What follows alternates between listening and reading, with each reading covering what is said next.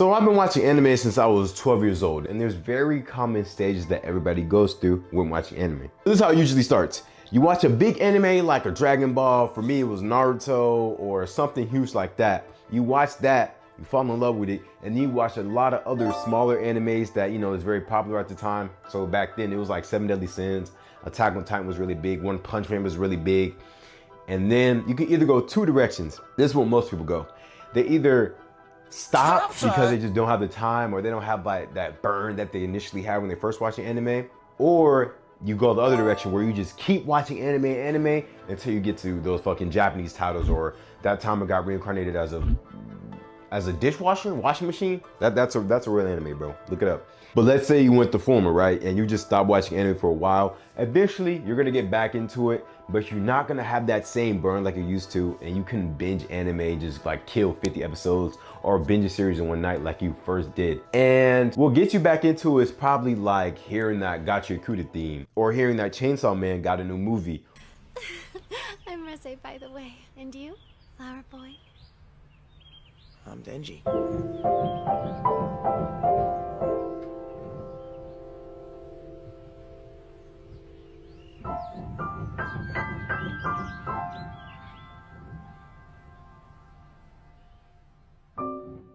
You keep seeing edits of the new JJK season. That's what gets people back into it. But getting that initial burn is really hard. But I'm adding another stage, and I think this stage is probably the best of all. It's rewatching animes that you watched as a kid. Now listen, we all watch a lot of anime. If you're old gen, if you're new gen, you just started watching if JJK is the first anime you watched, or Demon Slayer, or My Hero, I'm glad you're here. But I'm talking like the old gen. Like if you start watching anime when you was like 12, 13 years old, and you thought that shit was gas, which it was, you still didn't grasp how good some of the animes are in retrospect, being an adult. One of my worst takes of all time was saying that Hunter x Hunter was mid. Right, it's okay, it's cool. And from what I remember, I remember watching up until about the Chimera arc, but it was all fuss, and I couldn't really tell you much of what happened in the previous arcs. But now rewatching it, it's totally different. I totally grasp what it is now. Ever since I graduated college, or like the last 5 years of my life, I've been watching a lot of video essays about all types of media and a lot about anime. And my reading comprehension is up there now. So rewatching Hunter x Hunter, looking at the themes, the power system, how brilliantly it's written, it's so better now. Like my shit is comp, my reading comp is comp now. It's easily a top 3 anime for me. Before it wasn't even like in my top 30. And it has probably one of the best arcs of all time. Let's get into it. Okay, so I want to get into kind of what makes Hunter x Hunter so special as an anime to me, and why it's so good rewatching it now, and why it's so brilliantly written. What makes it so drastically different from the Narutos, the One Piece, the Dragon Balls, from its counterparts, and what makes it so special. So I want to do a little arc review. I want to talk about the York New arc because it's one of my favorite arcs I've ever seen, and there's not a lot of action in it, and it's one of the best arcs of all time. So let's get into it. Okay, the reason why I think the York New arc excels so much is because it doesn't lean on its action, and instead it relies on suspenseful storytelling and this elite cat and mouse game between Gon, Kurapika, and Killua, and Leorio also, and the Phantom Troupe, right? And what also makes this arc so interesting is Togashi, which is the author or the mangaka, the guy who created Hunter x Hunter, he could have easily made this an action-packed arc, because you got also the Phantom Troupe that has all types of sick powers with Crollo, Uvogin, you got Kurapika in there, Gon, Killua, right? They haven't really learned Nin really well yet, but you could have had this been like a measuring stick to see how does Gon and Killua measure up with the Phantom Troupe. But no, he does not do this, not in the slightest. Togashi could have used this arc to display his brilliant power system of Nin, because before then we've only had the Hunter exams, which had no Nin, Heaven's Arena, which was the intro to Nin, but not really much we can do. And this was right after that, so he could have went crazy and showed all types of Nin abilities, which he did, right? Which he did. But I feel like he could have done it a little bit more. All we've had was the Kurapika Uvogin fight, which was pretty one-sided. Uvogin against the Hunters, which was extremely one-sided, and those abilities were butt. And the coolest thing from the York arc, I guess, Crollo versus Zeno and Silva. That was sick, but we could have had a lot more. But besides that, that was pretty much all the fighting we got out of it. A lot of the other stuff was like semantics and discussing and negotiating, but it was still brilliantly done. One of the most famous tropes of all the media, especially in anime, is the Phantom Troupe, right? And besides everybody fucking spamming those spider tats, fucking everybody has that shit, it's not even cool anymore. There's a good reason of why everybody gets those tattoos, right? You have the leader Chrollo, Volgin, Hisoka, Kanda, Franklin, Phaeton, Machi, Benolanov. Brother, what's that? Nobunaga, Pakunoda, Shizuku, Kortopi, and they all come from an impoverished, lawless, destitute town called Meteor City. And their upbringing makes a lot of sense up to why they're these villains today. The troupe has two big motives: protecting their hometown and living freely. And by living freely, I mean killing whoever they want and taking whatever they want. What makes them so different from other villain groups like the Akatsuki or the League of Villains or the Ten Commandments from Seven Deadly Sins is their family dynamic. Instead of them being a collection of strong villains like most other groups, they all grew up together and have one common goal. And they had that common goal before they were the Phantom Troupe.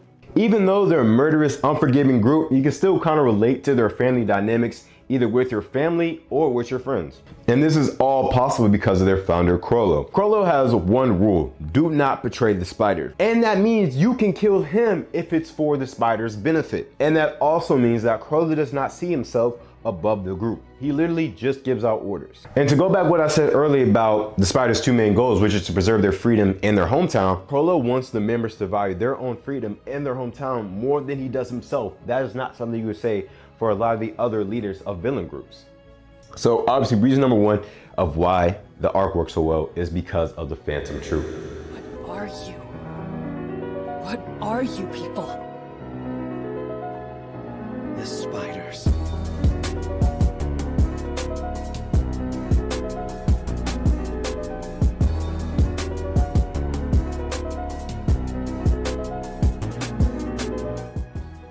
When I was talking about how Togashi could have easily made this a really big battle arc, Kurapika is the main reason why I thought that, right? Kurapika is the last of his clan. And guess who slaughtered Kurapika's whole clan? The Phantom Troupe. So ever since that day, Kurapika pledged to himself that he will massacre the Phantom Troupe in return and get his revenge. So in the arc, Kurapika gets a job as a bodyguard for a mafia family. And he's defending this family because there's this huge underground auction going on that's super underground, where all these rich billionaires get to auction off all sorts of grotesque things like body parts, super rare games, and all sorts of things, right? That's gonna be important later. And the Phantom Troupe is disguised as the mafia, and they sneak on stage, and Franklin whips out his finger guns and kills everybody there. But the mafia family that Kurapika works for, the daughter of the head of that family, has an ability to tell the future. So the mafia already knew or had an inkling that the Phantom Troupe would attack and take all the money. So what they did was took everything out of the safe, and then when the Phantom Troupe checked it, it was empty. And once they found out that the Phantom Troupe actually did attack, they sent a hit out on the Phantom Troupe to, you know, get the lick back. So all the mafia groups start chasing any member of the Phantom Troupe that they could find, and they picked the worst possible option, bro. Uvogin. Uvogin might be probably one of the strongest nin users in the series, especially when it comes to enhancer abilities. He's literally just a brute. Like, he just charges his fist and punches. That's all he does. And he does that at the highest degree, bro. And he slaughters all the small fry, and he even kills the mafia's top hitman, the top boss. So Kurapika's in pursuit of where the Phantom Troupe might be because, duh, he wants to kill him. So Kurapika arrives and immediately captures Uvogin with his chains and for a time, in which he basically becomes a god, bro. Especially when his eyes turn red. He can use every category of nin, and he's unfuckwittable. Just be frank. So he captures Uvo and says, "Where do you want to die?" I'm actually full of lies. Actually, Uvogin says, "Where do you want to die?" And Kurapika's like, "Somewhere quiet and discreet so nobody hears your screams." So it still makes sense in the context of the story, like it is on like Demon Tamen, but Uvogin says it. I literally just watched the show and I fucked that up, so yeah. And then that's just the type of time he's on. That's just the energy of the fight. And like I said, there's not much action in this arc, so that shit's pretty one-sided, bro. Kurapika dominates the fight against one of the strongest characters in the story, and he even brings a shovel to dig his own grave. to said fight. So like I said in the beginning, there's not much action in this arc, bro. It's pretty one-sided. And he brings a shovel to the fight because he knows he's gonna win, and then he digs Uvo's grave in the battle, which is low-key kind of respectful to dig your opponent's own grave for them. But that's the type of timing it is on. And that's a lot of people's highlights of the arc, is that part, because that fight is just so iconic.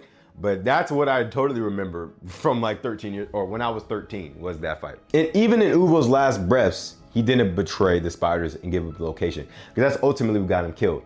Because I remember Kurapika wrapped his chains around Uvogin and asked where are the spiders, and he said, and one of his powers is, if you lie to him and you're a spider, you have to be a spider though. He can kill you instantly. Even in Uvo's last breath, he did not betray the spider. That goes back to their loyalty, what makes the group so special. So Kurapika knows he can kill the spiders. He's hella bloodthirsty and vengeful. And it's not like Kurapika's gonna get nervous when he sees the spiders. When he sees the spiders, bro, it's straight hands, like there's no fear in him. So let's fast forward to the climax of the story. Gon and Kurapika was in pursuit of some of the Phantom Troupe members, right? So they were running on foot.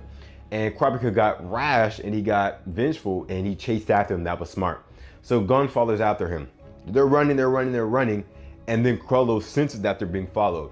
And they're running, and then at a split second, the Phantom Troupe spin around and check behind them. Kurapika goes in a back alley and Gon hides behind a trash can. And they know they're being followed. So Gon comes out and he's like, I'm sorry for following you guys. And he faked it like they still knew that the bounty was on the Phantom Troupe's head.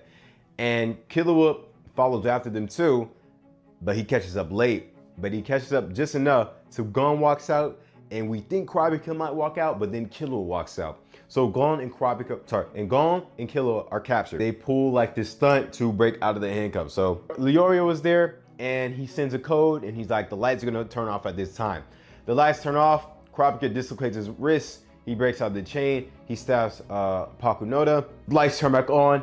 Krollo's gone. And why is he gone? It's because Kurapika was wearing a disguise at the front desk to steal Krollo. Okay, so now we're here. So Krollo and Kurapika are in the back seat, Lorio's driving, and Melody's in the front seat. Everything's going according to plan for Kurapika because he has exactly what he wants.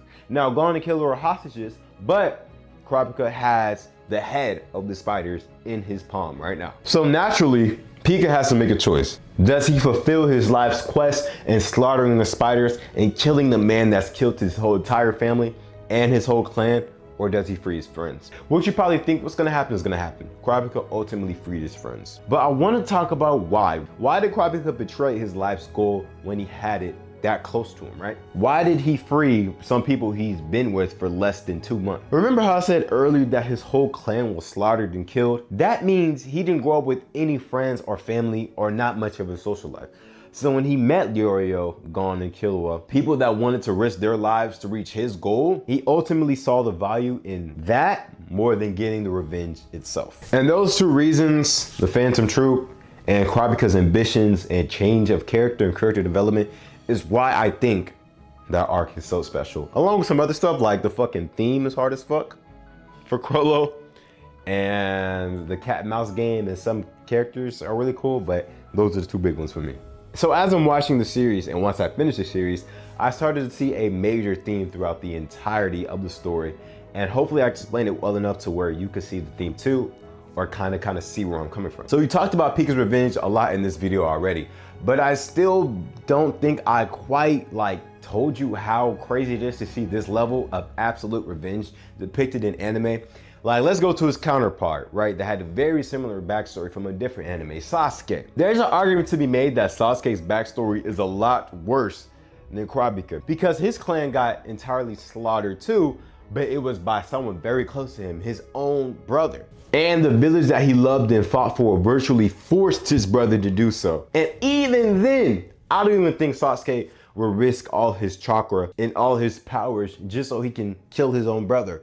Kurapika did that for the Phantom Troupe. And he wanted to kill the spider so bad that if he used one of his abilities on someone else, he would die. So that's Kurapika. So let's talk about our boy, Gon. Gon is a very happy, straightforward, determined, and passionate character, right? Like a lot of main characters are in anime. And everything seems to work out for Gon, not like it's supposed to. And I'll give an example. Killua's had his childhood taken away from him. He's killed people. He's been poisoned. He's been tortured.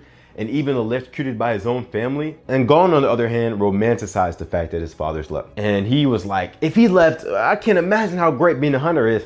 And that's how he became a hunter himself. And in his eyes, he couldn't ask for a better life. And low-key, probably a better dad. Until he met a guy named Kite. Gon and Killua met Kite fresh off the Greed Island arc. And just like Gon, Kite wanted to become a hunter because of Gene too, Gon's dad. And I also think that contributes to why Gon had such a connection with Ging and really loved Ging, is because his connection to his dad. During this arc, the Chimera ants are personified animals that could talk and fly.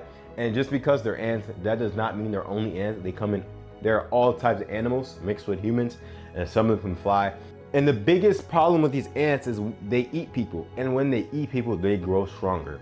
And the ants' ambition is to conquer the whole world and make them ants and make everybody bow down to the king. So to stop this from happening, Kite decided to attack the nest head on. And every time they face a group of ants, they always beat the ants with relative ease. And it was so easy that Kite slaughtered an entire platoon of ants with one swing of his scythe. And I think Togashi does this on purpose to make what happens next even worse. Before I say what happens next, there are 3 ants that we have to know, which is the Royal Guard. And there is a member of the guard named Pitou, which is the first time we see the Royal Guard in action. So the group of Gon, Killua, and Kite are getting closer to the nest as they slaughtering these ants on the way. And as they get closer, Kite senses a malicious aura and it's Pitou's in. Now I know there's there's in, Zetsu, Ko, there's all types of shit with Nin. So let me refresh you.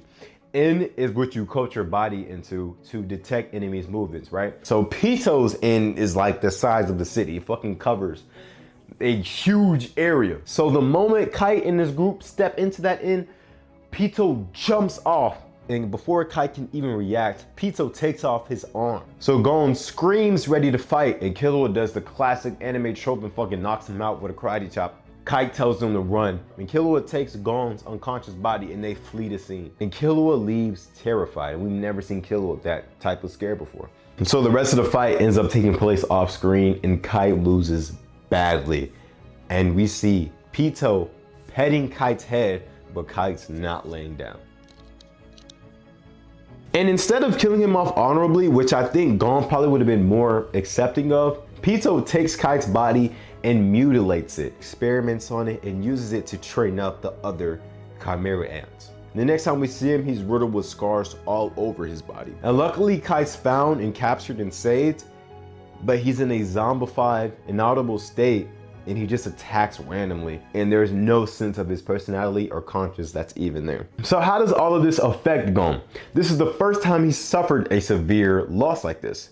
In the final test of the Hunter's exam, Gon gets both of his arms broken, and it gets broken in such a way that it'll heal back stronger once he gets healthy. Even when he fought Ginthru, which was the bomber, he gets his arm blown off and then it gets magically healed not even like 3 hours later. So once he found out Kite got mangled like this and there's a way for him to get back to his original state, or at least an idea that there might be a way, he handles it like he handles everything else. Everything will be okay and all right. And he vows to find Pitou and make Pitou restore Kite to his original form. So later in the arc, Gon finds Pitou and he's enraged. But Gon has to wait because Pitou is healing a very important person to Miriam, her king. And she's just an innocent woman. So Gon gives her an hour to heal her, and he sits there menacingly with his blood boiling. Bro, look at his eyes, bro. This is pure speculation, just what I think. But I think during this hour, Gon is replaying how we saw Kite looked, riddled with scars and mindless, a zombie being of himself. And him waiting for Pitou to finish is selfish of him, because that could be more time of Kite suffering for something he did. And Gon's quite literally sitting there in his own failing. So Gon grows impatient, and Pitou is only able to heal the major injuries of the innocent woman. So after Pitou's done healing her enough, they set off to the place that Kite stored. And once they get there, Gon releases Kite. And again, he's just attacking aimlessly, zombified, hair all long, scars all over his body. Pitou takes a good look at Kite and says, Gon, there's nothing I can do here. He can't be saved. And that's the last thing Gon wants to hear in that moment. This sends Gon in a severe fit of rage. And in this fit of rage, Gon signs a Nin contract. And a Nin contract is a contract that you can sign to get pretty much as powerful as you want, but the drawbacks are just as drastic as the power you're granted. And this is why Croppy was able to defeat the Phantom Troupe at such a young age, and with only knowing Nin for about 6 months. And the Phantom Troupe has been practicing with Nin for decades. It's because Croppy signed that contract to where he can die if he uses ability incorrectly, to why he was able to defeat them. So Gon signs a contract to where no matter what the cost, because Gon wanted to defeat Pitou so bad. Gon wanted every ounce of Nin he was gonna gain throughout his lifetime just to defeat Pitou. And Gon does that. He becomes a monster with Nin. Every time he charges up his Jajakin, it's like a miniature sun in his hand. And he punches Pitou and he kills him. Now you might be thinking like this reaction is kind of crazy. We've never seen a main character throw it all away like that. And actually, like further down the series after this arc, Gon literally does not become the main character anymore because he can't use Nin, which is kind of an interesting, you know, direction for a mangaka like Togashi to take his manga to where he's ditching his main character, his first main character, and pivoting entirely. And that just shows the strength of writer he is. But this decision is crazy, but not that crazy when you dig into it. Now, if we could kind of speculate, what are the emotions that Gon feel right now? He's feeling guilt, disappointment from his dad, because he fucking damn near killed his best friend or his pupil. And Gon's, remember, he's a 13-year-old kid. So a lot of the irrational decisions that he made is not that far off from what a child would do. It's just that he has fucking crazy superpowers and he's a prodigy at such a young age. And ultimately what it boils down to is that Gon threw a tantrum. He threw a temper tantrum. And when kids throw a tantrum, they disregard all consequences, all bad things that can happen. They just want whatever they want in that immediate moment. And I'm not saying Gon's childish. I think that he's pretty mature for a 13-year-old boy. I mean, I think he's pretty well-mannered. He's smart, he works hard, a lot of delayed gratification. So the one time that everything did not work out optimistically like he thought it was, is the one time that he does something that he will forever regret. And that's not very surprising. Now I want to flip this. I want to talk about this from Pitou's perspective because I think she's a little marred, and there's an argument to be made that she never did anything wrong and was actually undeserving of her fate. When Pitou was first introduced in the story, she was very sadistic and extremely powerful, right? She had no reason to show humility towards humans because they wanted to kill her, her people, and more importantly, they wanted to kill the king. And Kai was genuinely seen as a threat to the kingdom. Have you ever stomped on an ant pile or poured water as a kid? Because I have. And looking back, should I have done that just because I can? Just because I'm more powerful than the ants and they're not human? No, I shouldn't. Because remember, at this point, Pitou was just born and she doesn't have no sense of morality, and she was literally a child at this point. She was damn near a god with the mind of a child. And with that being said, she had rapid growth throughout the arc, and she actually gained a lot of empathy for other people outside of the king's rule or his direction. And she genuinely felt bad for Kai and Gon, and she did not want to fight initially. Once Gon took Pitou to a disclosed location, they could have easily fought it out, but Pitou did not want to fight. She was serving her kingdom to her last breath. All right, that's the video. I hope you guys enjoyed. That was very fun for me to film. I love talking about Hunter x Hunter. I'm trying to take this channel into a different era because, you know, I make a lot of content about streamers and things like that, but I don't want my content to be tied to other people necessarily. I might still make like streamer videos because that still interests me a lot, but I want to see what I can do outside of that, you know what I mean? So yeah, I have some videos planned. I feel like I did okay writing this first video, but this next one's gonna be a lot more thorough, and I feel like I'm gonna write this next script a lot better. So stay tuned. I don't know what today is. I'm gonna try and drop this a week, maybe 3 times a week. But yeah, thank you guys so much for watching, and I'll see you guys next time. Bye bye.